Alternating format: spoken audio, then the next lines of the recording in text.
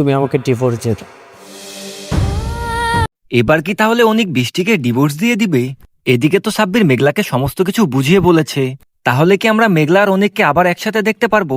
মেঘলা আর অনিক যদি একসাথে হয়ে যায় তাহলে বৃষ্টির কি হবে? বৃষ্টি কি মেঘলাকে মেরে ফেলার চেষ্টা করবে?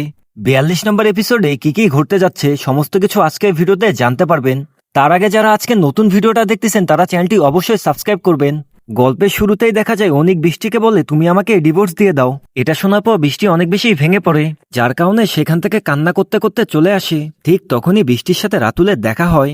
বৃষ্টি অনিককে কোনোভাবেই হারাতে চায় না, যার কারণে বৃষ্টি রাতুলের সাথে হাত মেলায়।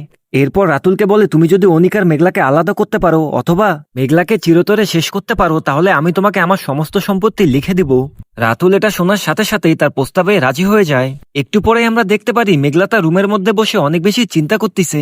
সে বুঝতে পারে আসলে তো এখানে কোনো অনিকের দোষ নেই, যার কারণে মেঘলা অনিকের সাথে দেখা করার জন্য বস্তির মধ্যে চলে যায়। মেঘলা যখন বস্তির মধ্যে যায় সেখানে এমন একটা ঘটনা ঘটে যেটা জানলে আপনাদের মাথা খারাপ হয়ে যাবে।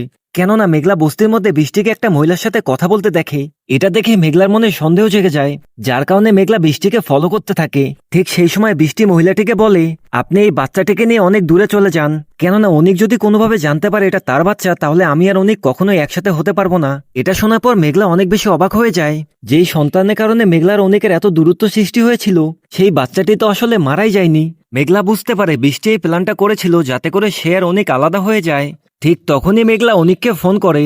এরপর অনিককে সমস্ত ঘটনা খুলে বলে। অনিক এটা শোনার সাথে সাথেই সেই জায়গার মধ্যে দ্রুত চলে আসে। আর এখানে এই এপিসোডটা শেষ হয়ে যায়। তো বন্ধুরা, অনিক আর মেঘলা কি পারবে তাদের সন্তানকে বাঁচাতে, নাকি গল্পের মধ্যে অন্য কোনো ঘটনা ঘটতে যাচ্ছে? আর কারা কারা গরিব ঘরের রাজপুত্র সমস্ত পর্ব দেখেছেন তারা অবশ্যই কমেন্টের মাধ্যমে জানাবেন।